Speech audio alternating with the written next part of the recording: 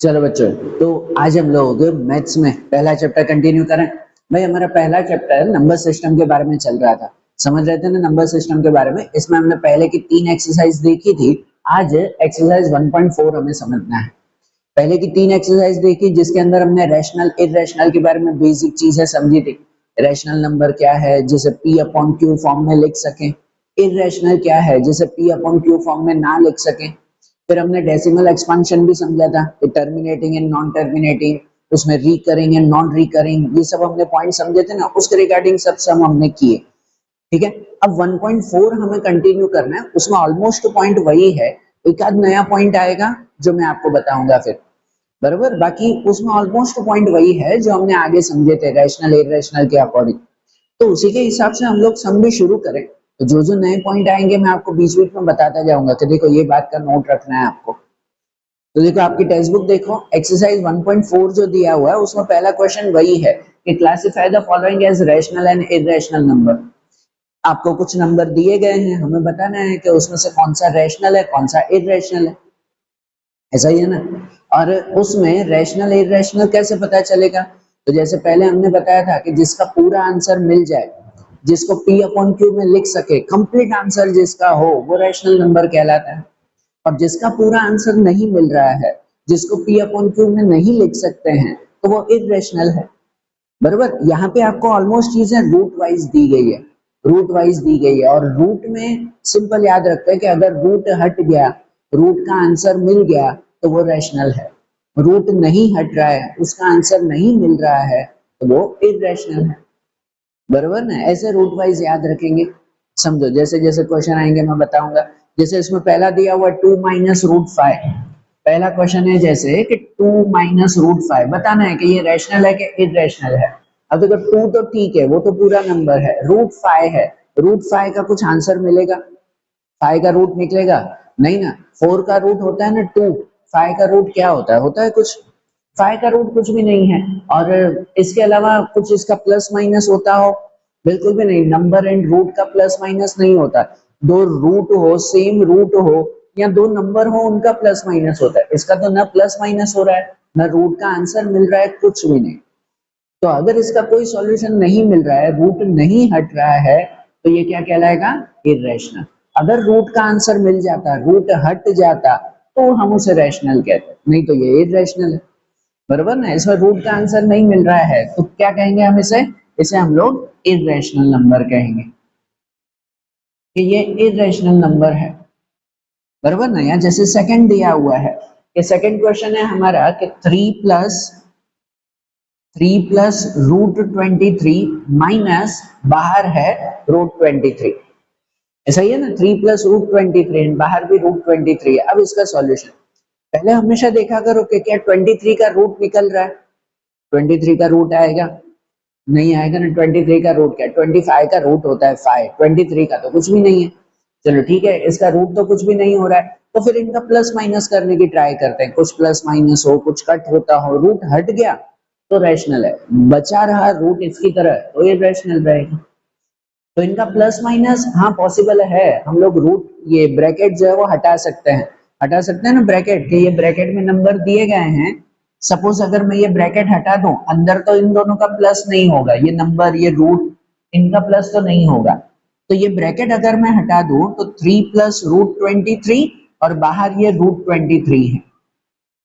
अब ध्यान से देखो तो दोनों सेम रूट हैं, दोनों सेम रूट, एक प्लस एक माइनस, तो वो दोनों कट हो जाएंगे, प्लस माइनस दोनों कट हो गए, बचा क्या? सिर्फ सिर्फ 3 बचा, खाली नंबर बचा ना, रूट हट गया और अकेला नंबर बचा, कंप्लीट आंसर बचा है, तो ये कैसा नंबर कहलाएगा?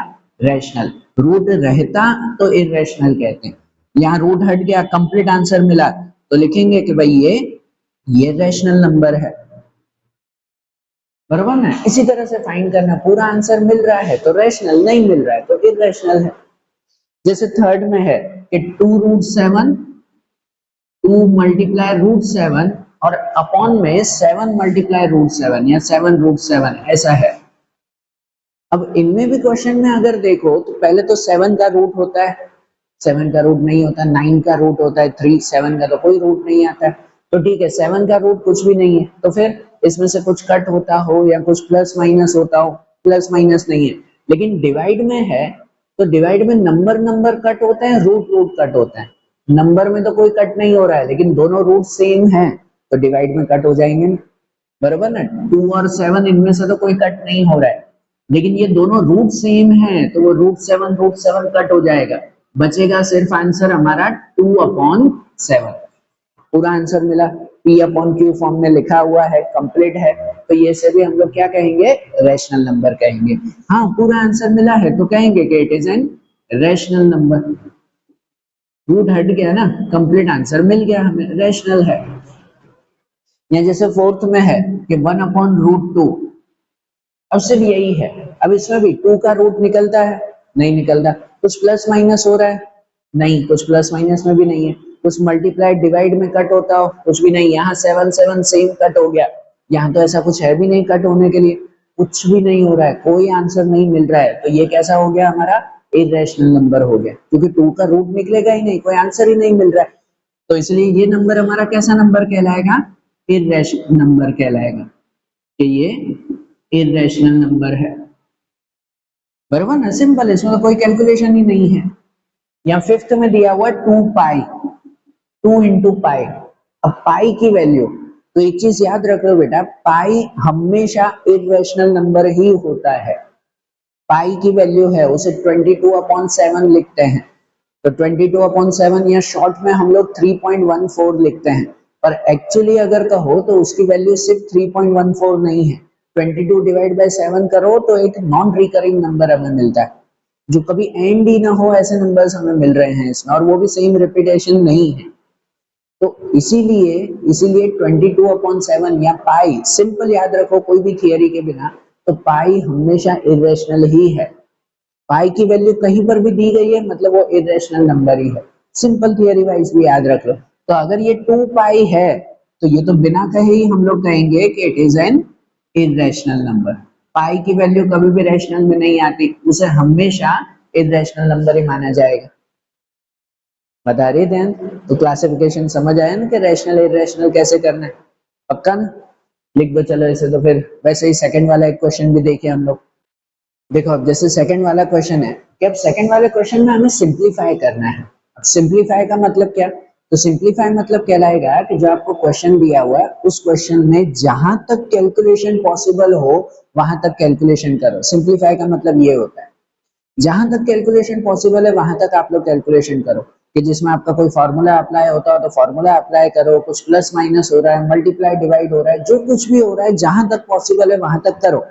जहां आखिरी में अब कैलकुलेशन पॉसिबल नहीं है तो वहां हमें स्टॉप करना होता है, वो सिंपल सिंपलीफाई है, ठीक है ना। कभी भी क्वेश्चन में कहीं पर भी दिया गया सिंपलीफाई करो, मतलब जितनी उसमें कैलकुलेशन हो रही है उतनी कर दो, आगे नहीं हो रहा है तो ठीक है। और यहाँ जो हमें सिंपलीफाई के क्वेश्चन है ना, ये क्वेश्चन जो आप लोग स्टैंडर्ड 7 8 में कुछ फॉर्मूला सीखते थे, कुछ रूल्स सीखते थे, ठीक है ना, फैक्टराइज के, एक्सपांशन के जो रूल्स आते थे, उन रूल्स के हिसाब से हमें यहाँ पर सिंपलीफाई करना है, बराबर। तो वो ध्यान से समझना कि सिंपलीफिकेशन कैसे है। जैसे देखो पहला क्वेश्चन दिया हुआ है 3 + √3 एंड 2 + √2। अब इसको हमें सिंपलीफाई करना है। अब इन दोनों ब्रैकेट को कैसे सिंपलीफाई करें, तो थोड़ा याद है आपको स्टैंडर्ड 7 8 में एक्सपांशन में सिखाया जाता था कि अगर दो ब्रैकेट हो तो वो दो ब्रैकेट को हमें एक्सपांड कैसे करना है, याद है थोड़ा बहुत। यहाँ पे वो रूल बता रहा हूँ मैं, बीच में रूल लिख रहा हूँ, फिर उसके हिसाब से हम लोग आगे कैलकुलेशन करेंगे। आपको पहले जैसे ये बताया जाता था कि अगर कोई दो ब्रैकेट हो, suppose x + y and multiply a + b, ऐसे अगर दो अलग अलग ब्रैकेट हैं तो इन दोनों का मल्टीप्लाई हम ऐसे करते थे कि भाई ये x है, वो x का मल्टीप्लाई दोनों के साथ होता था, a + b के साथ, और y का मल्टीप्लाई भी दोनों के साथ होता था। ऐसे हम एक्सपांड करते थे। कोई भी दो ब्रैकेट को मल्टीप्लाई करना है, स्टैंडर्ड 8 में ये चैप्टर में आता था भाई, कि अगर इन दो ब्रैकेट को मल्टीप्लाई करना है तो जैसे पहला x है, वो x का मल्टीप्लाई भी पूरे ब्रैकेट से होता था a + b के साथ, x का मल्टीप्लाई पूरा ब्रैकेट, फिर y का मल्टीप्लाई पूरा ब्रैकेट, कि भाई प्लस y का मल्टीप्लाई पूरे ब्रैकेट से a + b के साथ होता था ना। इस तरह से एक्सपांड करते थे। फिर उसको मल्टीप्लाई और करते थे कि x का दोनों से मल्टीप्लाई, ये x का a से, x का b से, फिर y का a से, y का b से, ऐसे मल्टीप्लाई करते थे ना हम लोग। थोड़ा थोड़ा याद आ रहा है, तो कभी भी ऐसे दो ब्रैकेट दिए गए हैं, सिंपल अलग अलग दो ब्रैकेट दिए गए हैं, तो उसको ऐसे ही सिंप्लीफाई करेंगे, ऐसे ही एक्सपांड करेंगे। तो यहाँ पर भी दो ब्रैकेट में ऐसा ही करना है कि भाई पहला थ्री का मल्टीप्लाई दोनों के साथ पूरे ब्रैकेट के साथ, फिर √3 का मल्टीप्लाई भी दोनों के साथ पूरे ब्रैकेट के साथ करेंगे, बरोबर। तो इस तरह से अगर हम लोग एक्सपांड करके लिखें कि भाई ये दोनों ब्रैकेट का मल्टीप्लाई करना है, तो ये थ्री का मल्टीप्लाई 2 प्लस √2 के साथ, 3 का मल्टीप्लाई ये पूरा ब्रैकेट 2 प्लस √2, और √3 का मल्टीप्लाई पूरा ब्रैकेट के साथ, बीच में प्लस है तो प्लस √3 का मल्टीप्लाई 2 प्लस √2 के साथ होगा ना। 3 का मल्टीप्लाई पूरा ब्रैकेट, √3 का मल्टीप्लाई पूरा ब्रैकेट, बराबर। अब इसको सिंप्लीफाई करने के लिए ये 3 का दोनों से मल्टीप्लाई, √3 का दोनों से मल्टीप्लाई, और अगर हम इनका मल्टीप्लाई करें ना कि जैसे 3 का दोनों से मल्टीप्लाई करना है, तो उस वक्त ध्यान दिया करो कि नंबर और रूट का मल्टीप्लाई कैसे होगा। जैसे चलो 3 का अगर दोनों से मल्टीप्लाई करना है तो 3 का 2 से तो डायरेक्ट हो जाएगा, हमें भी पता है कि 3 को 2 से मल्टीप्लाई, 3 2 जा 6, बराबर। और 3 को √2 से मल्टीप्लाई करें तो 3 नंबर एंड रूट, तो नंबर और रूट का कभी भी मल्टीप्लाई नहीं होता है भाई, ये चीज याद रखना कि ये नंबर है, इंटीजर है, और ये रूट में दिया हुआ है, तो इन दोनों का मल्टीप्लाई कभी नहीं होता। इन दोनों का मल्टीप्लाई करना हो तो वो सिंपल मल्टीप्लाई करके लिख देते हैं, ठीक है। सिंपल मल्टीप्लाई मतलब ऐसा है कि डायरेक्ट लिख देते हैं। 3 को √2 से लिखना हो तो उसको लिखा जाता है 3√2, ऐसा नहीं कि 3 2 या आप √6 से लिख दो। ये नंबर है, ये रूट है, नंबर और रूट का मल्टीप्लाई नहीं होता। नंबर का मल्टीप्लाई होता है, रूट का मल्टीप्लाई होता है, लेकिन नंबर एंड रूट उन दोनों का मल्टीप्लाई कभी नहीं होता है। उन दोनों को फिर ऐसे लिख देते, ठीक है। ये रूल याद रखना बेटा, नंबर का मल्टीप्लाई, रूट का मल्टीप्लाई, लेकिन नंबर एंड रूट को सीधा लिख दिया जाएगा। तो 3 को 2 से मल्टीप्लाई किया 6, 3 को √2 से मल्टीप्लाई किया 3√2। अब उसी तरह से √3 का दोनों से मल्टीप्लाई, तो देखो √3 को 2 से मल्टीप्लाई करेंगे, वही है कि ये रूट है, ये नंबर है, इनका मल्टीप्लाई नहीं होता, रूट और नंबर का मल्टीप्लाई नहीं होता। क्या हो जाता है, तो इन दोनों को सीधा लिख दिया जाता है कि 2√3, पहले नंबर ही लिखते हैं फिर रूट, इन दोनों के लिए 2√3, और √3 का √2 से मल्टीप्लाई दोनों से करना है ना, इसको इससे डायरेक्ट लिखेंगे, √3 का √2 से मल्टीप्लाई, तो यहाँ दोनों रूट में मल्टीप्लाई होता है, दोनों रूट में मल्टीप्लाई होता है कि √3 एंड √2, तो 3 2 जा √6 हो जाएगा, बराबर ना। दोनों रूट में मल्टीप्लाई होगा, √6, ये इनका मल्टीप्लाई हुआ। तो चलो मल्टीप्लाई हो गया, ब्रैकेट क्लियर हो गया। अब अगर जितना प्लस माइनस होता हो कुछ, तो वो प्लस माइनस करेंगे। अब रूट में प्लस माइनस का रूल क्या है, तो रूट में ध्यान दो कि नंबर का तो नंबर से मल्टीप्लाई होता है, ये प्लस माइनस होता है, याद रखना। ये अकेला नंबर है तो दूसरा भी कोई अकेला नंबर होता उसके साथ ही प्लस माइनस होता है, ठीक है। और रूट वाले नंबर हैं तो रूट वाले नंबर का प्लस माइनस हमेशा लाइक रूट्स का प्लस माइनस या एडिशन सब्ट्रैक्शन होता है, लाइक रूट्स ढूंढते हैं। तो अब लाइक रूट्स क्या है भाई, ये ध्यान रखना। लाइक रूट्स क्या, तो लाइक रूट्स मतलब कहलाते हैं कि जिसमें जो है रूट सेम नंबर पे हो। जैसे अगर यहाँ पे 2√3 है, √3 है, तो पीछे भी किसी के साथ √3 हो उसके साथ ही प्लस माइनस होता है, बराबर ना, उसे लाइक रूट्स कहते हैं। अगर यहाँ पे √2 है तो दूसरा भी कोई √2 वाला नंबर हो उसके साथ ही प्लस माइनस होगा, ठीक है ना, दूसरों के साथ प्लस माइनस नहीं करना है। बता रही है ध्यान, ये चीज समझना बेटा कि भाई रूट्स में प्लस माइनस तब होता है जब लाइक रूट हो। ये उसी की तरह जो हमारे वेरिएबल्स में होता था, पॉलिनोमियल में होता था, वैसे ही कि अगर सपोज आपका 2x प्लस 2x है या 2x प्लस 3x है, तो उसका हम लोग आंसर लिख देते थे कि चलो x x सेम है, तो उसको आंसर में लिख देते थे 5x, ठीक है ना, x तो सेम ही रहता था, इन दोनों का प्लस हम 5x करके लिख देते थे, ऐसे होता था ना। ये रूल्स याद रखना बेटा। तो उसी तरह से अगर सपोज दिया हुआ है कि 2√3 प्लस 3√3 के दोनों लाइक रूट्स हैं, दोनों लाइक रूट्स हैं, तो आगे के नंबर का प्लस हो जाता है, आगे के नंबर का प्लस, ठीक है ना, रूट का प्लस नहीं होता, आगे के नंबर का प्लस। लाइक रूट हो तो भाई √3 और √3 है तो उसका हो जाएगा 5√3, जैसे इसमें ये रूल लगता था ना उसी की तरह, है जैसे x x होता है तो खाली आगे कोएफिशिएंट का प्लस कर देते हैं 5x, तो उसी तरह से अगर समझो दोनों सेम रूट हैं, √3, √5, √7 कुछ भी हो, दोनों सेम रूट हैं तो आगे के नंबर का प्लस हो जाता है 5 और √3 से। लेकिन अगर अलग अलग रूट हैं, सपोज आपके वेरिएबल में भी होता था, अगर ऐसा है 2x + 3y, इनका प्लस होता था कभी? कभी भी नहीं होता था, नहीं होता है। ये दोनों अलग अलग हो गए, लाइक टर्म्स नहीं है, ठीक है ना, लाइक टर्म्स कहते हैं वो नहीं है इसमें, दोनों अलग अलग हैं तो इनका प्लस होगा ही नहीं, इसका कुछ भी आंसर नहीं रहेगा, सेम आंसर रहेगा। 2x + 3y यही है, कुछ प्लस नहीं होगा। तो उसी तरह से अगर ऐसा दिया हुआ है कि सपोज 2√3 है और एक 3√2 है, कुछ भी हो, ये रूट अलग अलग हैं तो आगे कुछ भी प्लस नहीं करना है, इसका यही का यही रहेगा, कोई प्लस नहीं आएगा, ठीक है। तो ये रूल्स याद रखना बेटा, ये इसलिए बता रहा हूँ क्योंकि आगे भी कैलकुलेशन ऐसे करनी है, तो इन रूल्स को माइंड में रखना है अच्छी तरह से, रहेगा ना पक्का ध्यान, ठीक है ना। तो उसी तरह से यहाँ पर भी जो हमारे आंसर आया कि 6 + 3√2, 2√3, √6, तो अकेला नंबर है, उसका अकेले नंबर के साथ ही प्लस माइनस होगा, वो अकेला नंबर और कोई है नहीं है। और दूसरे रूट में लाइक रूट्स का प्लस माइनस होता है, तो कोई लाइक रूट्स हैं नहीं है, नहीं है ना, तो फिर ये हमारा फाइनल आंसर बन जाता है, यही हमारा आंसर। सिंप्लीफाई यही तो कहते हैं कि आप लोगों को जो क्वेश्चन दिया हुआ है, जितना मल्टीप्लाई हो रहा है रूल्स के हिसाब से, जितना आगे चल रहा है उतना आगे चलो, अब प्लस माइनस नहीं हो रहा है, मल्टीप्लाई आगे कुछ भी नहीं हो रहा है कैलकुलेशन, तो वो हमारा फाइनल आंसर, ठीक है ना। ये सिंप्लीफाई, आप खुद बताओ इसका कोई प्लस माइनस होगा नहीं, किसी का रूट निकलेगा, √2, √3, √6, किसी का आंसर होता, कुछ भी नहीं, तो ये हमारा आंसर। बताइए, ध्यान ध्यान रखना बेटा, सिंप्लीफाई में कैसे करना है ये, ठीक है।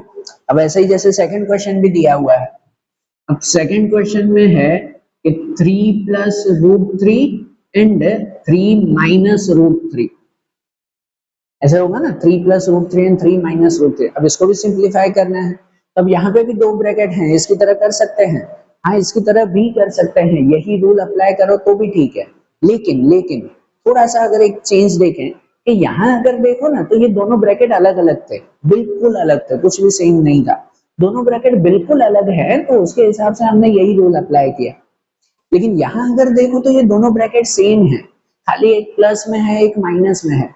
तो याद है थोड़ा कि अगर प्लस माइनस हो तो एक फॉर्मूला अप्लाई होती है कि दो ब्रैकेट सेम है, खाली प्लस माइनस है तो एक फॉर्मूला अप्लाई होती है कि वो फैक्टराइजेशन की हमारी फॉर्मूला आती थी कि अगर a + b और a - b है, कि एक प्लस में एक माइनस में दोनों सेम ही है, a + b और a - b है, तो उसका आंसर हो जाता है a² - b²। क्या आंसर मिल जाता है उसका?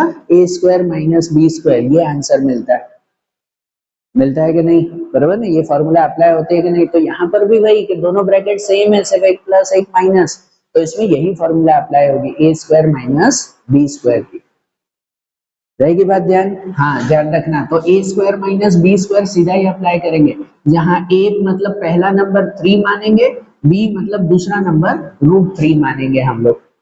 तो अगर लिखना है a² तो a² मतलब ये 3 लिखना है हमें, 3 का स्क्वायर, और b² तो b² मतलब ये लिखना है हमें √3 का स्क्वायर।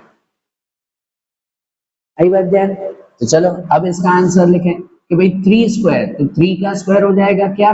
9, 3 का स्क्वायर तो 9 ना, और √3 का स्क्वायर, हाँ √3 का स्क्वायर √9 लिखो तो भी ठीक है, लेकिन अगर रूट का स्क्वायर करते हैं तो ये स्क्वायर रूट एंड ये स्क्वायर वो दोनों कट हो जाएगा, बचेगा सिर्फ 3, square and square root cut हो जाएगा उसमें, अगर उसका स्क्वायर कर रहे हैं तो कैसे कट होगा? तो वो वही रूल है कि आपने जैसे बोला कि √3 का स्क्वायर क्या, तो √3 का स्क्वायर √9, और √9 अगर आ रहा है आंसर, सपोज अगर √9 आंसर आ रहा है तो 9 का रूट क्या होगा? तो 9 का रूट तो 3 ही होता है ना, मतलब उसका फाइनल आंसर तो 3 ही है ना हमारा। आ रही है ना बात समझ में? तो इसलिए सिंपल सा याद रखते हैं कि √3 का स्क्वायर करो तो square and square root cut हो जाएगा, तो बचेगा क्या आंसर? सिर्फ बचेगा 3, एंड फाइनली 9 - 3 तो आंसर 6 आएगा। ये रहेगा ना आंसर, ये सिंप्लीफाई हुआ ना, देखो फॉर्मूला अप्लाई की, जहां तक सिंप्लीफाई हो रहा था, अब इसके आगे तो कुछ भी नहीं, ये हमारा आंसर, पक्का नोट करना बेटा। फिर उसके बाद जैसे दूसरा दिया हुआ थर्ड वाला क्वेश्चन है कि थर्ड वाले क्वेश्चन में दिया हुआ है √5 प्लस √2 उसका स्क्वायर, √5 प्लस √2 का होल स्क्वायर है। अब बता होल स्क्वायर, तो होल स्क्वायर में भी ऐसे एक फॉर्मूला अप्लाई होती है, याद है थोड़ा कि होल स्क्वायर में भी फॉर्मूला अप्लाई होती है। मैं यहाँ लिख रहा हूँ कि होल स्क्वायर की फॉर्मूला आती है कि जब a plus B whole square हो तो फॉर्मूला बनती है a square plus 2ab plus B square. ये रूल अप्लाई होता है, ये फॉर्मूला अप्लाई होती है। हाँ, याद आई ना थोड़ी कि a प्लस बी का होल स्क्वायर हो तो a square plus 2ab plus B square, ये फॉर्मूला आता है। तो यहाँ पर भी होल स्क्वायर है तो यही फॉर्मूला अप्लाई करनी है हमें। इस फॉर्मूला के हिसाब से a मतलब √5 लिखना है, b मतलब √2 लिखना है हमें, ठीक है ना। √5 एंड √2 ये दो चीजें लिखनी है, उसके हिसाब से सॉल्व करें। तो अब सॉल्यूशन में जैसे ये फॉर्मूला आती है पहले a स्क्वायर, तो पहले a स्क्वायर मतलब लिख देंगे √5 का स्क्वायर, बराबर ना, √5 का स्क्वायर होगा। फिर 2ab, तो 2ab 2 a की जगह पे लिखेंगे √5, b की जगह पे लिखेंगे हम लोग √2। 2ab 3 टर्म्स लिखने हैं हमें, तीन चीजें लिखनी है 2ab, तो ये 2 का 2 लिखेंगे, a पे लिखा जाएगा ये √5 और b पे लिखा जाएगा ये √2, बराबर ना, 2ab। और पीछे रहेगा हमारा b स्क्वायर, तो पीछे b स्क्वायर मतलब आ जाएगा उसमें √2 का स्क्वायर, होगा ना वैसे कि a प्लस बी का होल स्क्वायर, तो ये formula a square 2ab b square. और अब इसको सॉल्व करेंगे, तो चलो सॉल्व करेंगे √5 का स्क्वायर, तो √5 का स्क्वायर 5, अभी बताया ना रूट एंड स्क्वायर कट हो जाएगा, तो रूट एंड स्क्वायर कट हो जाएगा, √5 का 5 ही रहेगा। यहाँ पे ये तीनों का मल्टीप्लाई है, तो देखो रूट रूट का मल्टीप्लाई होता है, नंबर और रूट का मल्टीप्लाई नहीं होता, नंबर ऐसा ही रहेगा, रूट रूट का मल्टीप्लाई होगा। तो फिर 2 एंड इन दोनों का मल्टीप्लाई करेंगे तो नंबर तो ऐसा ही रहेगा, दोनों रूट मल्टीप्लाई होंगे, √5 और √2 तो वो √10, बराबर ना, दोनों नंबर का रूट का multiply, number as it is 2√10 होगा। और यहाँ पे √2 का स्क्वायर, तो √2 का स्क्वायर हो जाएगा सिर्फ 2 ना, square and square root cut, बराबर, स्क्वायर एंड स्क्वायर रूट दोनों रूट में नहीं, यहाँ स्क्वायर स्क्वायर रूट कट हो जाएगा वो, बराबर ना। अब ये हुआ, आप किसी का प्लस माइनस होता हो तो प्लस माइनस करेंगे, तो देखो नंबर नंबर अकेले हैं उनका प्लस माइनस होगा, रूट में नहीं, ऐसे नहीं 5 और 2 इन दोनों का प्लस करो, इसका प्लस तभी होता है जब लाइक रूट हो, हमारे लाइक रूट्स हो, कि √10 है तो और भी कोई √10 के साथ होता तो प्लस माइनस करते हैं हम लोग, पर √10 वाला और कोई नंबर नहीं है तो उसका प्लस माइनस नहीं करना है, नंबर नंबर का ही प्लस माइनस होगा। तो ये दोनों नंबर है उनका प्लस माइनस के, जैसे 5 एंड 2, तो 5 प्लस 2 7, 7 प्लस 2√10, ये हमारा आंसर होगा, ठीक है ना, 5 और 2 7 और ये बचेगा हमारा 2√10। अब इनका कोई प्लस माइनस नहीं है, इनका नहीं, ये रूट वाला नंबर है, ये अकेला नंबर है, इनका कोई प्लस माइनस होगा नहीं, तो ये हमारा फाइनल आंसर। बता रहे ध्यान, ठीक है ना, ये ध्यान से समझना बेटा कि ये जस्टिफाई हुआ, सिंप्लीफाई हुआ हमारा।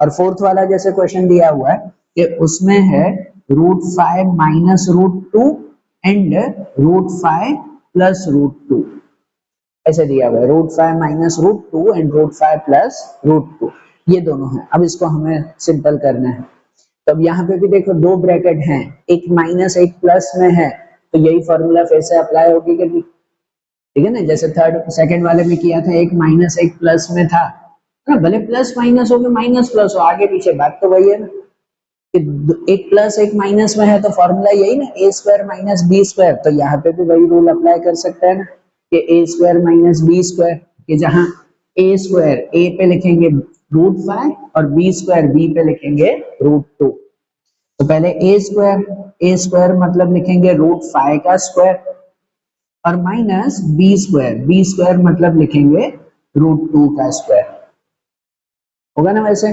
बराबर ना, √5 एंड √2 का स्क्वायर। तो चलो अब इसको सॉल्व करें, तो √5 का स्क्वायर कितना हो जाएगा, तो ये रूट एंड स्क्वायर कट हो जाएगा, यहाँ बचेगा सिर्फ 5, और √2 का स्क्वायर कितना होगा, तो ये भी रूट एंड स्क्वायर कट हो जाएगा, बचेगा सिर्फ 2, सिर्फ 2 रहेगा ना, एंड फाइनली 5 माइनस 2, तो 5 माइनस 2 आंसर हो जाएगा 3, ये सिंप्लीफाई हुआ हमारा। ध्यान आ रही है बात, सिंप्लीफिकेशन कैसे करना है पता चल रहा है ना ये, नोट करना बेटा, ये चारों क्वेश्चन अच्छी तरह से ध्यान में रखना। देखो चलो ये चारों क्वेश्चन अच्छी तरह से, तो फिर दूसरा एक क्वेश्चन देखें। देखो फिर उसके बाद थर्ड वाला क्वेश्चन समझे। आपके एक्सरसाइज 1.4 में थर्ड क्वेश्चन है, समझना थियरी वाइज है, सिर्फ एक थियरी वाइज एक नॉर्मल सी थियरी जस्टिफिकेशन यहाँ पर दिया हुआ है, तो वो ध्यान से समझना। यहाँ जैसे दिया हुआ है कि recall pi is defined as the ratio of circumference of a circle to its diameter, that is pi equal to C upon D, and this seems to be contradicted the fact that pi is irrational. So how will you resolve this contradiction? अब यहां दिया हुआ है कि भाई याद करो, पाई की वैल्यू रियली हम लोग बताते हैं the ratio of circumference and diameter. Pi को रियली हम लोग इस तरह से डिस्क्राइब करते हैं, हमने तो वैल्यू एज्यूम की है 22/7, ठीक है ना, ये हमने वैल्यू एज्यूम कर ली है कि 22/7 है। बाकी जो है वो पाई की वैल्यू हम लोग रियली डिस्क्राइब करते हैं इस तरह से कि pi is always equal to circumference divide by diameter. कोई भी सर्कल का सर्कमफेरेंस एंड डायमीटर का रेशियो, उन दोनों का डिवाइड, वो हमारी पाई की वैल्यू होती है। कोई भी सर्कल में देख लो वो इसी तरह से रहता है हमारा, ठीक है ना, जिसे हम एज्यूम 22/7 करते हैं। अच्छा चलो पहले डायमीटर एंड सर्कमफेरेंस वो तो पता है ना, कि कोई भी सर्कल उठा लो, कोई भी सर्कल के, ये सर्कल है, उस सर्कल में सर्कमफेरेंस मतलब कहलाता है कि इसकी पूरी बॉर्डर की वैल्यू, कि कोई सर्कल है इसके पूरी बॉर्डर जो है वो कितने सेंटीमीटर का है, वो उसका सर्कमफेरेंस होता है, बराबर। और डायमीटर मतलब जो उसका सेंटर है, सेंटर में से पास होने वाली सबसे बड़ी लाइन, उसे हम लोग डायमीटर कहते हैं। तो कोई भी सर्कल का, कोई भी सेंटीमीटर का आप लोग सर्कल उठा लो, उस सर्कल के डायामीटर को, सॉरी उसके डायामीटर को एंड उसके सर्कमफेरेंस को, उन दोनों को डिवाइड करोगे तो आपको पाई की वैल्यू ही मिलेगी, जो हमेशा 3.14 है, ऐसा है।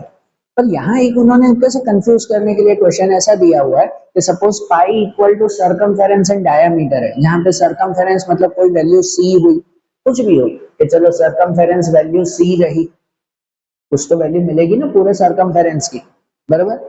और डायमीटर उसकी वैल्यू डी रही, डायमीटर की भी कोई वैल्यू रहेगी, चलो कि उसकी वैल्यू डी है, तो भाई पाई को तो हम सी अपॉन डी मतलब फ्रैक्शन में लिख पा रहे हैं, और कोई भी नंबर जिसे फ्रैक्शन में लिख सकते हैं तो वो तो रैशनल नंबर कहते हैं, है कि नहीं। कोई भी नंबर जैसे p अपॉन क्यू में या फ्रैक्शन में लिखा जाता है तो वो तो रैशनल होता है, तो फिर तो पाई को रैशनल बोलना चाहिए, फिर इररेशनल क्यों है। यहाँ उन्होंने वो पूछा हुआ है, लिखा हुआ ना, this seems to be contradict, contradict मतलब ये तो उल्टा है, contradict that the fact is pi is irrational. भाई सच्चाई तो है पाई इररेशनल है, पर पाई को तो हम p अपॉन क्यू में लिख सकते हैं, c अपॉन d करके लिख सकते हैं, तो फिर उसे हम लोग रैशनल क्यों नहीं कहते, इररेशनल क्यों कहते हैं। अब बताओ ये कॉन्ट्रडिक्शन आप कैसे सॉल्व करोगे, कैसे सॉल्व करेंगे। मतलब सिंपल सी बात करो, पाई का रूल होता है सर्कमफेरेंस अपॉन डायमीटर। आपको सर्कमफेरेंस मिला कोई वैल्यू, कुछ भी वैल्यू मिली, एक्स वाई जेड, भाई 30 मिली, 40 मिली, कुछ भी मिली, सर्कमफेरेंस की कोई वैल्यू मिली, एंड उसके बाद जो है वो इसकी वैल्यू मिली, क्या कहते हैं, डायमीटर की वैल्यू, कि डायमीटर की कुछ भी वैल्यू मिली, कि 8 मिली, 10 मिली, जो कुछ भी मिली आपको वैल्यू, तो यहाँ पे 40, यहाँ पर 8, दो नंबर लिख सकते हैं ना। और अगर सपोज आप दो नंबर लिख रहे हो तो फिर तो उसे रैशनल बोलना चाहिए, p अपॉन क्यू में लिखा है, फिर उसे एक रैशनल क्यों बोले, क्यों कहें भाई। तो बताओ इसे कैसे सॉल्व करोगे। तो एक्चुअली इसे सॉल्व करने की जरूरत नहीं है बेटा, ये आपको जानबूझकर ये सब क्वेश्चन घुमाने के लिए पूछा हुआ है, इसका कोई रीसॉल्व नहीं है, कोई जो है वो यहाँ कॉन्ट्रडिक्शन है ही नहीं। पाई की वैल्यू एक्चुअली इररेशनल ही आती है। हम लोग बोल रहे हैं कि चलो इसकी कोई वैल्यू आएगी, तो मैं मान लूं कि चलो इसकी वैल्यू 40 होगी, सर्कमफेरेंस कुछ मिला, इसकी कोई वैल्यू आएगी, सपोज इसकी वैल्यू आपको जो है वो 13 मिलेगी, सपोज अगर ऐसे मिल रही है हम, तो 40/13 मैंने p अपॉन क्यू में लिखा है, तो ये रैशनल होना चाहिए। तो सिंपल सी चीज याद रखो कि भाई ऐसे देखकर डायरेक्टली बोल देना कि p अपॉन क्यू में है तो वो रैशनल हो गया, ऐसा थोड़ी। अगर हम इसका डेसिमल में कन्वर्ट करें तो फिर देखने से तो ये सब जो है वो रैशनल है, लेकिन सिंपल सा आप लोग लॉजिक याद रखो, और कोई अगर सपोज लॉजिक में नहीं जा रहे हैं, सिंपल सा लॉजिक याद रखो कि देखने से p अपॉन क्यू फॉर्म में तो हमने बोल दिया कि ये रैशनल है, लेकिन आप लोगों की जैसे आगे की थियरी थी, अगर इसको डेसिमल में कन्वर्ट करो, इनको डेसिमल में कन्वर्ट करोगे तो ज्यादातर नंबर आपको नॉन टर्मिनेटिंग नॉन रिकरिंग ही मिलेंगे। अब कोई भी सर्कल बना लो, कहीं पर भी एक सर्कल बना लो, सर्कल का सरकमफेरेंस ढूंढ लो, उसका डायमीटर ढूंढ लो, ये दो चीजें ढूंढ लो और फिर उन दोनों को डिवाइड करो। तो खाली फ्रैक्शन में देखने से भले लगेगा रैशनल है, लेकिन जब उसको रियल डिवाइड करोगे तो आपको almost answer non terminating non recurring ही मिलेगा। और नॉन टर्मिनेटिंग नॉन रिकरिंग कैसा कहलाता है? तो वो इरेशनल ही कहलाता है भाई। तो इसलिए आपको सिर्फ ऐसे बोला हुआ है कि हम तो सी अपॉन डी में लिख सकते हैं, तो ये तो रैशनल है। अरे हाँ भाई, दिखने में रैशनल है, पर एक्चुअली पाई की वैल्यू हमेशा इरेशनल ही आती है, क्योंकि जनरली कोई भी आप सर्कल बना लो प्रैक्टिकली, आप पेज पर कहीं पर भी कोई भी सर्कल बना लो, तो उस सर्कल का सरकमफेरेंस ढूंढ लो, डायमीटर ढूंढ लो और दोनों को डिवाइड करो। तो दोनों को डिवाइड करने से आपको हमेशा answer non terminating non recurring ही मिलेगा। 99% केसेस में यही आंसर मिलेगा। तो इसलिए पाई की वैल्यू हमेशा क्या कहलाती है? तो वो इरेशनल ही कहलाती है। बरोबर, ये सिर्फ थियरी थी जो आपको क्वेश्चन में थोड़ा कंफ्यूज करने के लिए दिया हुआ था, बाकी वो हमेशा इरेशनल ही कहलाएगा, ध्यान रखना बेटा। ठीक है, तो चलो, जैसे क्वेश्चन 3 समझा, अब वैसे ही जो है वो क्वेश्चन 4 भी समझे। आपकी टेक्स्ट बुक में देखो, आप क्वेश्चन नंबर 4 समझे हम लोग। अब क्वेश्चन 4 वो भी एक तरह से थियरी वाइज है, पर हाँ ठीक है कि उसको प्रैक्टिकली हमें ड्रॉ करना है। क्वेश्चन 4 में दिया हुआ है represent root 9.3 on a number line. Root 9.3 इसे नंबर लाइन पे ड्रॉ करना है। हमने आगे सेकंड एक्सरसाइज देखी थी ना, उसमें इरेशनल नंबर जो थे रूट 5, रूट 7, रूट 17, उनको हमने नंबर लाइन पे कैसे ड्रॉ करना है वो समझा था। अब अगर ऐसे नंबर हो, रूट 9.3 है, ये भी एक तरह का इरेशनल नंबर ही है, इसको पॉइंट वाले डेसिमल वाले नंबर हो, इसको हमें नंबर लाइन पे कैसे ड्रॉ करना है वो समझ, उसके एक स्टेप्स है। ठीक है ना, उसके स्टेप्स हैं, कंस्ट्रक्शन है, तो ध्यान से समझना। मैं सीधा ड्रॉ कर रहा हूँ, आप लोग आपकी बुक में पेंसिल, वर्ड टूल, इन सब के जरिए जो है वो अच्छी तरह से ड्रॉ करना भाई। मैं बता रहा हूँ स्टेप, उसके हिसाब से आप लोग ड्रॉ करना। ठीक है, तो समझो अगर रूट 9.3 इसे हमें ड्रॉ करना है तो कैसे ड्रॉ करेंगे? अब 9.3 ड्रॉ करना है ना, सबसे पहला स्टेप होता है कि आपकी बुक में 9.3 सेंटीमीटर की एक जो है वो लाइन बनाओ। सबसे पहले एक लाइन बनाओ, जितना है 9.3, तो 9.3 सेंटीमीटर की एक लाइन बनाओ, जिसे आप नाम दे दो suppose A B. A B नाम दे दिया, पहला स्टेप वो, बराबर ना, कि सपोज ड्रॉ करो A B equal to 9.3 centimetre.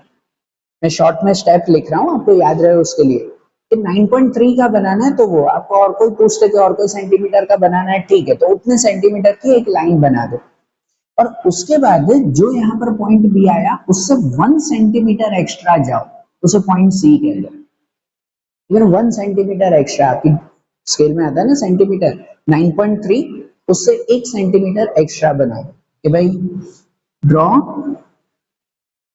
B C 1 centimeter, B C फिर 1 सेंटीमीटर का बनाना है। अब ये जो आपकी पूरी लाइन बनी, तो ये जो पूरा ए सी है, बी नहीं, पूरा ए सी है, उस ए सी का परपेंडिकुलर बाइसेक्टर करो। परपेंडिकुलर बाइसेक्टर मतलब एग्जैक्ट बीच में उसका मिड पॉइंट ढूंढना है। अब ये मिड पॉइंट आप लोग स्केल से भी ढूंढ सकते हो कि भाई ये हो गया 9.3 और प्लस 1 करो 10.3, तो 10.3 का हाफ हो जाता है आपका, हो जाता है ना 10.3 का हाफ, कि भाई 5.115 हो जाएगा आपका, बराबर। तो आप वो स्केल से भी ले सकते हो हाफ, नहीं तो फिर वर्तुल से इसका बाइसेक्टर करेंगे। थर्ड स्टेप क्या करेंगे कि perpendicular perpendicular bisector of AC, AC का बाइसेक्टर करना है, ध्यान देना, A और B का नहीं, A और C का। वर्तुल से कैसे करोगे? तो आप वर्तुल लो, वर्तुल से पूरे AC का मेजर ले लो, पूरे AC का, ऐसे तो आधे से ज्यादा मेजर लो तो भी चल जाता है उसमें, पर अगर कंफ्यूजन लगे तो पूरे AC का मेजर वर्तुल से, मेरे पास वर्तुल नहीं, मैं डायरेक्ट बता रहा हूँ, बुक में करना। तो AC का पूरा मेजर ले लो वर्तुल से, यहाँ से यहाँ तक, यहाँ पे पॉइंट, यहाँ पे पेंसिल, ये पूरा AC का मार्क लिया, और फिर A पे वर्तुल रख के ऊपर और नीचे दोनों तरफ एक एक आर्क बनाओ। क्या बनाना है, एक एक आर्क बनाना है। मैं यहाँ पे बता रहा हूँ कि सपोज अगर आपका ए सी बना हुआ है, अगर ए सी बना हुआ है तो आपने पूरे ए सी का मेजर ले लिया वर्तुल से, फिर ए पे रखकर, वर्तुल ए पे रख के, उसको बदलना नहीं है, जो पूरे ए सी का मेजर लिया है बदलो मत, फिर ए पे रख के एक बार ऊपर एक बार नीचे, ऐसे आप लोग आर्क बना लो। ए पे रख के वर्तुल से एक बार ऊपर एक बार नीचे, वो आर्क, और फिर सी पे रखकर एक बार ऊपर और एक बार नीचे, वो आर्क बना दो। बराबर, जो ये पूरा ए सी है वो ए सी का मेजर लेकर एक बार ए पे रख के ऊपर और नीचे आर्क बना दो, और एक बार सी पे रख के ऊपर और नीचे आर्क बना दो। और ये जो दोनों आर्क होंगे उस आर्क को आप लोग स्केल से ज्वाइन कर लो। वो स्केल से जो ज्वाइन करोगे वो बीच में जो पॉइंट मिलेगा वो आपका मिड पॉइंट कहलाएगा। ठीक है ना, यहाँ पे भी वैसे ही करना है। यहाँ तो मैंने लिख दिया इसलिए वो नहीं बता रहा हूँ। बाकी ए पे रख के दोनों तरफ आर्क, सी पे रख के दोनों तरफ आर्क, और बीच में एक लाइन, तो आपको मिल जाएगा उसका मिड पॉइंट। सपोज वो मिड पॉइंट हम एम कह दें कि ए और सी का मिड पॉइंट मिलेगा आपको, बराबर ना, जो कहलाएगा परपेंडिकुलर बाइसेक्टर ऑफ ए सी। ये बनाएंगे थर्ड स्टेप। अब जो आपको पॉइंट एम मिला, अब एम पर वर्तुल रख के, एम पे वर्तुल रख के ए तक का मेजर लेकर ए से सी तक आपको हाफ सर्कल बनाना है। बराबर, एम पे पॉइंट रखेंगे, वर्तुल रखेंगे, ए का मेजर लेंगे और ए से सी तक का जो है वो आपका हाफ सर्कल बनेगा। एम पे वर्तुल रखकर ए से जो है वो सी तक आपका हाफ सर्कल बनाएंगे। बराबर, थर्ड स्टेप ये कि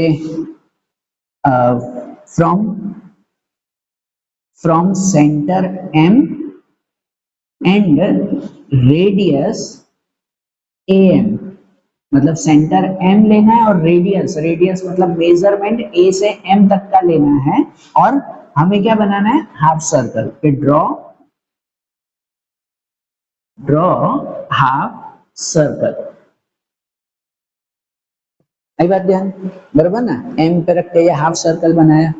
अब ये जो हाफ सर्कल बनाया उसमें अब जो पॉइंट बी था हमारा, हमने बताया ए से बी तक 9.3 लिया था, तो अब जो पॉइंट बी है हमारा, उस बी पर से एक परपेंडिकुलर लाइन बनाएंगे हम लोग। परपेंडिकुलर, परपेंडिकुलर मतलब स्ट्रेट लाइन होनी चाहिए, ऐसे टेढ़ी ना चली जाए यहाँ वहां नहीं, एकदम स्ट्रेट लाइन हमारी होनी चाहिए, बराबर ना। एक परपेंडिकुलर लाइन बनाएंगे हम लोग कि draw perpendicular line from point B। Point B में से एक परपेंडिकुलर लाइन, परपेंडिकुलर मतलब एक सीधी लाइन बनाएंगे। यहाँ पर आपके स्केल से सीधी लाइन बनती है, बहुत अच्छी बात है। अगर स्केल से नहीं बन रही है तो फिर बी से जो है वो एक कंस्ट्रक्शन करते हैं, परपेंडिकुलर एकदम सीधी 90 डिग्री लाइन बनाने के लिए कंस्ट्रक्शन करते हैं। कैसे कंस्ट्रक्शन करेंगे समझना कि भाई ये पॉइंट बी है और पॉइंट बी पर से हमें सीधी लाइन बनानी है। तो पॉइंट बी पर से सीधी लाइन ऐसे बनती है कि कोई भी मेजर ले लो, कुछ भी मेजर का आप लोग जो है वो वैल्यू ले लो वर्तुल से, और वर्तुल से बी पे रख के यहाँ एक छोटा सर्कल बना दो। बराबर, क्या बना दिया हमने, एक सर्कल बना दिया। अब सर्कल बना दिया, अब सर्कल में ये जो दोनों आपके पॉइंट मिले, ये पहला और ये आखिरी पॉइंट, यहाँ बी पे आप एक सर्कल बना दोगे, तो ये जो आपको दो पॉइंट मिलेंगे पहला और आखिरी, इन पहले और आखिरी पॉइंट को फिर से वर्तुल से मेजर लेकर, जैसे इसमें कैसे हमने बाइसेक्टर बनाया था वैसे यहाँ बी पे एक परपेंडिकुलर बाइसेक्टर बनाएंगे। बराबर, ये ध्यान देना बेटा कि यहाँ बी पे पहले एक सर्कल बना देंगे। ये जो सर्कल बन गया हमारा, फिर इन दोनों का मेजर लेकर, इन दोनों का मेजर लेकर इसकी तरह परपेंडिकुलर बाइसेक्टर बनाएंगे कि एक बार इस पॉइंट पे रख के ऊपर नीचे आर्क बनाएंगे, एक बार इस पॉइंट पे रख के ऊपर और नीचे आर्क बनाएंगे, और दोनों में से एक सीधी लाइन पास करेंगे। ये जो लाइन पास करोगे वो आपकी बी में से एग्जैक्ट सीधी परपेंडिकुलर लाइन बनेगी। बराबर ना, तो इसके बाद का स्टेप ये करना है, परपेंडिकुलर लाइन बनानी है बी में से। मैं सब यही बनाता तो पूरा खिचड़ी बन जाती, इसलिए वो अलग बता रहा हूँ कि ऐसे भी करना है यहीं पे। ठीक है, आपकी स्केल से सीधी लाइन बनती है बहुत अच्छी बात है, नहीं बन रही है आपकी स्केल ऐसे हो जाती है तो फिर इस तरह से कंस्ट्रक्शन करना होता है। अब बी में से जो सीधी लाइन बनी, अब इसमें से फाइनली इसे हम पॉइंट डी कह दे, तो अब ये बी डी वर्तुल लेकर बी और डी वर्तुल लेकर बी और डी का मेजर लेके डी में से एक आर्क बनाएंगे। ये आर्क जहां पर आएगी वो पॉइंट हमारा कहलाएगा, वो बी से यहाँ डी तक का पॉइंट होगा हमारा रूट 9.3। कि ये जो हमारी आर्क होगी बी और डी की, बी और डी का मेजर लेंगे वर्तुल से और वर्तुल से यहाँ पर ऐसे गिराएंगे, यहाँ जो पॉइंट मिलेगा वो आपका कहलाएगा रूट 9.3 एग्जैक्ट।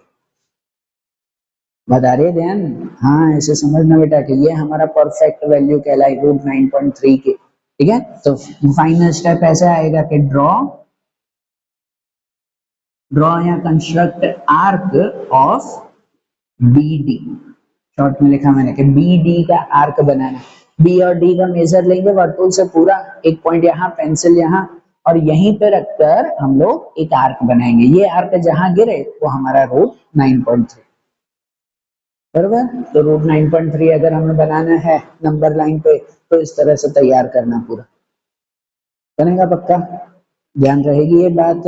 हाँ, नोट कर लेना ये कैसे बनाना है, एक बार बुक में ड्रॉ करो और ये भी लिखो। तो उसके बाद एक आखिरी क्वेश्चन देखें हम लोग एक्सरसाइज का, फिर उसके बाद क्वेश्चन 5 देखें। ये आपकी एक्सरसाइज का सबसे इंपॉर्टेंट क्वेश्चन है, ध्यान से समझना है इसे, ठीक है ना। क्या क्वेश्चन 5 है, रैशनलाइज द डिनोमिनेटर। आपको क्वेश्चन दिए हुए हैं और उसमें डिनोमिनेटर को रैशनलाइज करना है। मतलब जो फ्रैक्शन होता है ये ऊपर न्यूमरेटर, ये डिनोमिनेटर, डिनोमिनेटर को रैशनलाइज करना है। मतलब डिनोमिनेटर आपका इररेशनल नंबर दिया हुआ है, उसको रैशनल बनाना है। ऐसा ही हुआ ना, रैशनलाइज का मतलब क्या कि जो इररेशनल है उसको रैशनल बनाना है, ऐसा ही होगा ना। तो यहाँ पर वही करना है कि डिनोमिनेटर, नीचे का नंबर आपको रैशनलाइज करना है। वैसे भी है ना, मैथ्स का एक सिंपल सा रूल आता है, आप लोग आगे इस चैप्टर में भी आगे बहुत बार आएगा, मतलब इस स्टैंडर्ड में 10th में भी, आगे भी मैथ्स में आएगा। कभी भी कोई नंबर हम लोग काउंटिंग करते हैं तो आपके नीचे डिनोमिनेटर हमेशा रैशनल नंबर ही होना चाहिए, डिनोमिनेटर में इररेशनल नहीं होना चाहिए। न्यूमरेटर भले इररेशनल हो चलेगा, डिनोमिनेटर में नहीं रखते हम लोग। तो यहाँ पर वही हमें सीखना है कि अगर डिनोमिनेटर इररेशनल है तो उसको रैशनल कैसे करेंगे। न्यूमरेटर इररेशनल हो चलेगा, डिनोमिनेटर इररेशनल नहीं करना है, तो हमें उसको रैशनल बनाना है। तो रैशनल बनाने के लिए क्या करते हैं, सिंपल सी मेथड है कि कोई भी डिनोमिनेटर को अगर रैशनल बनाना है तो जो यहाँ पे रूट दिया हुआ उसको सेम रूट से ही मल्टीप्लाई करते हैं। जो भी दिया हुआ है उसको सेम रूट से हम लोग मल्टीप्लाई करेंगे तो वो रैशनल बन जाएगा हमें। ठीक है, सिंपल सा ये ट्रिक। मतलब कि अगर यहाँ पर जो है वो 1/√7 है, अब ये इररेशनल है, इसको रैशनल करना है तो √7 को √7 से ही मल्टीप्लाई करेंगे। क्योंकि अगर √7 और √7 होगा, समझो अगर दो नंबर सेम है कि √7 इंटू √7 तो वो हो जाएगा √49। दो रूट का तो मल्टीप्लाई होता है ना, √49 और √49, 49 का रूट क्या हो जाएगा, फिर से 7 हो जाएगा ना। मतलब दो सेम रूट का मल्टीप्लाई करो तो आंसर रूट हट जाएगा, खाली 7 हो जाएगा, है कि नहीं। या ऐसे भी याद रखो कि अगर √7 और √7 है, दो का सेम नंबर का मल्टीप्लाई, तो √7 का स्क्वायर लिख सकते हैं ना हम लोग, लिख सकते हैं कि नहीं। √7 और √7 तो √7 का स्क्वायर हो जाएगा, और किसी का भी स्क्वायर है तो square and square root cut हो जाएगा, आगे सब में देखा था हमने। तो square and square root cut क्या बच जाएगा, सिर्फ 7 हो जाएगा, होगा कि नहीं वैसे। तो इसलिए अगर कोई भी नंबर में रूट हटाना है तो उसको सेम नंबर से ही मल्टीप्लाई करते हैं। √7 को √7 से मल्टीप्लाई करेंगे, लेकिन भाई मैथ्स का रूल है कि कोई भी खाली नीचे क्यों मल्टीप्लाई करे, जो नंबर को नीचे मल्टीप्लाई कर रहे हो तो उसी को ऊपर भी मल्टीप्लाई करना होता है। तो हमारे लाइक नंबर्स बनते हैं, सेम नंबर बनते हैं हमारे, बराबर ना। सिंपल सा रूल आता है, किसी को भी खाली नीचे नहीं ऊपर भी मल्टीप्लाई करना। तो इसको अगर रैशनलाइज करना है तो √7 से मल्टीप्लाई किया, तो नीचे किया तो ऊपर भी √7 से मल्टीप्लाई होगा हमारा, ठीक है ना। ऊपर नीचे दोनों को √7 से मल्टीप्लाई करेंगे और फिर आगे कैलकुलेशन करेंगे, ठीक है। तो अब अगर 1 को √7 से मल्टीप्लाई करो तो वो √7 ही होगा, 1 को किसी से भी मल्टीप्लाई वही रहेगा ना, √7। और नीचे √7 और √7 का मल्टीप्लाई क्या हो जाएगा, सिर्फ 7, ये हमारा आंसर हो गया कि ये डिनोमिनेटर रैशनलाइज हो गया हमारा। अरे बात ध्यान, जो आपको पूछा था कि डिनोमिनेटर रैशनलाइज करो, ये हो गया इस तरह से रैशनलाइज कि नीचे का नंबर जो है वो रूट में हट गया, रैशनल बन गया। ऊपर भले इरैशनल बने चलेगा, हमें डिनोमिनेटर में नहीं होना चाहिए। बता रही है ध्यान? हाँ, ये ध्यान में रखना, सिंपल सी मेथड है। जब भी रैशनलाइज करना हो सेम नंबर से मल्टीप्लाई कर दो, ऊपर नीचे सेम नंबर से मल्टीप्लाई, तो वही सेम नंबर से मल्टीप्लाई करते हैं तो वो लाइक नंबर बन गए। पता है पहली एक्सरसाइज में बताया था, जब रैशनल नंबर ढूंढ रहे थे उसमें सेम ही नंबर से मल्टीप्लाई करो तो वो लाइक नंबर्स कहलाते हैं। तो इसलिए क्वेश्चन भी नहीं बदला और हमारा आंसर भी रैशनलाइज हो गया। ठीक है, ध्यान रखना बेटा, थियरी भी ध्यान में रखना, प्रैक्टिकल याद रखना हो तो सीधे याद रखो, रैशनल करने के लिए सेम नंबर से ही मल्टीप्लाई, बस। सेकंड क्वेश्चन है, वो सेकंड क्वेश्चन भी जो है वो वैसे ही करेंगे हम लोग। अब इसी में ही सेकंड क्वेश्चन है, उसमें दिया हुआ 1/√7 माइनस √6। अब यहाँ दो नंबर है, इस पूरे को हमें जो है वो रैशनलाइज करना है।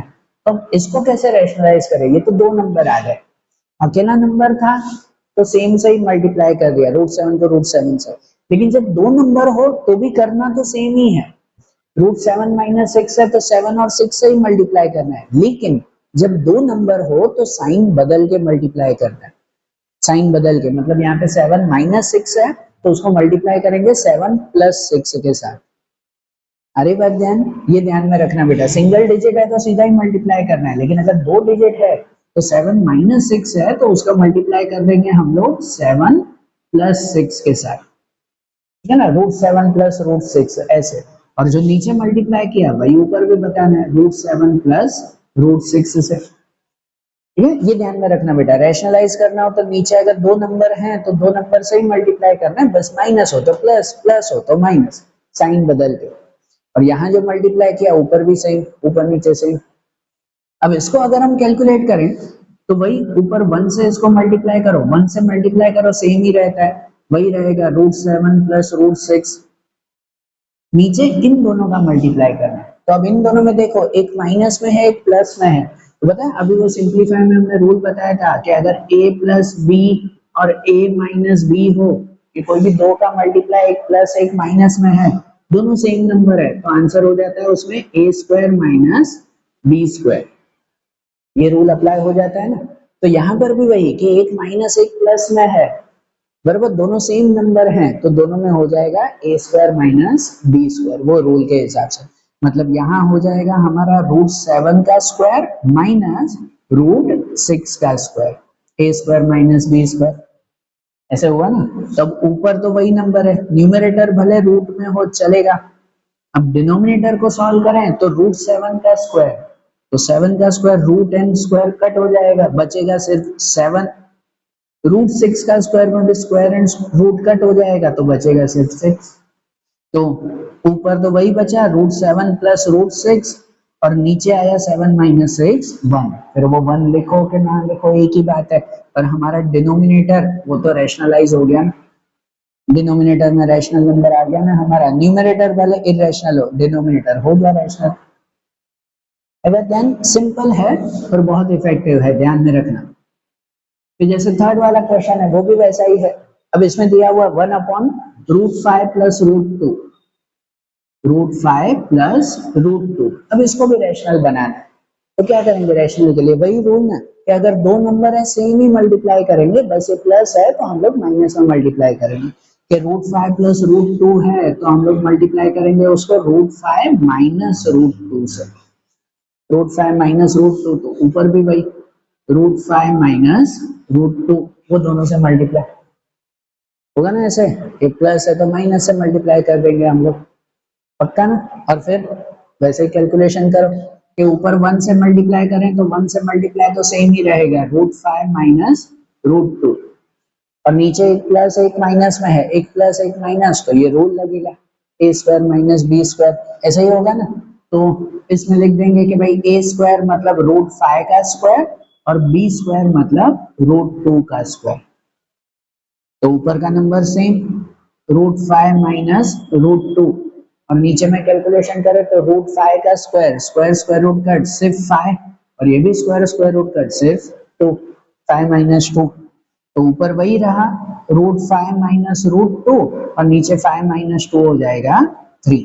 ये हमारा आंसर, नीचे का नंबर रैशनल हो गया ना रैशनल, ध्यान रहा ना। हाँ, और वैसे ही लास्ट फोर्थ वाला जैसे क्वेश्चन है तो उसमें दिया हुआ 1/√7 माइनस 2, √7 माइनस 2। अब इसको भी रैशनलाइज करना है सेम ही, भले एक रैशनल एक इरेशनल, पूरा कंबाइन नंबर देखो तो पूरा कंबाइन तो इरेशनल ही हुआ ना, √7 का आंसर थोड़ी होता है।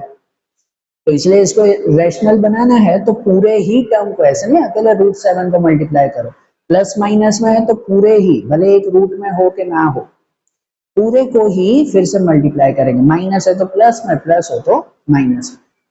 तो ये √7 माइनस √2 उसको मल्टीप्लाई करेंगे हम लोग √7 प्लस 2 के साथ, रूट नहीं है सर, √7 प्लस 2, तो ऊपर भी वही कि √7 प्लस 2, ऐसा ना। और सेम कैलकुलेशन के ऊपर 1 से इसको मल्टीप्लाई करो, वही रहेगा √7 प्लस 2, और नीचे एक माइनस एक प्लस है, यही रूल अप्लाई होगा, a² माइनस b²। तो पहले a² √7 का स्क्वायर माइनस b² 2 का स्क्वायर, सही ना, √7 का स्क्वायर एंड 2 का स्क्वायर। तो ऊपर नंबर वही √7 प्लस 2, और नीचे इनका अगर स्क्वायर करें तो √7 का square, square and square root cut, बचेगा सिर्फ 7। और यहाँ पर भी 2 एंड 2 कट, मतलब सॉरी यहाँ तो कोई कट नहीं, 2 का स्क्वायर ही सीधा, यहाँ तो रूट ही नहीं है, सीधा स्क्वायर होगा ना कि 2 का स्क्वायर 4, रूट होता है तो वो कट हुआ, यहाँ तो कुछ नहीं, 2 का स्क्वायर सीधा 4 रहेगा, बराबर। और ऊपर का नंबर सेम, ऊपर तो कोई प्लस माइनस नहीं हो रहा है, और नीचे में 7 माइनस 4 3, ये डिनोमिनेटर रैशनलाइज हो गया हमारा। बताइए ध्यान, ये मेथड खास ध्यान रखना बेटा, आगे के चैप्टर्स में आपको बहुत काम आएगी पक्का। तो आज जैसे एक्सरसाइज 1.4 देखा ना, अच्छी तरह से नोट कर लेना, सब सम थियरी जो भी हो। 1.4 हमने देखा, अब वैसे ही जो दूसरे आखिरी एक्सरसाइज है 1.5 की, वो अब हम लोग नेक्स्ट वीडियो में देखेंगे। ओके, चलो, थैंक यू।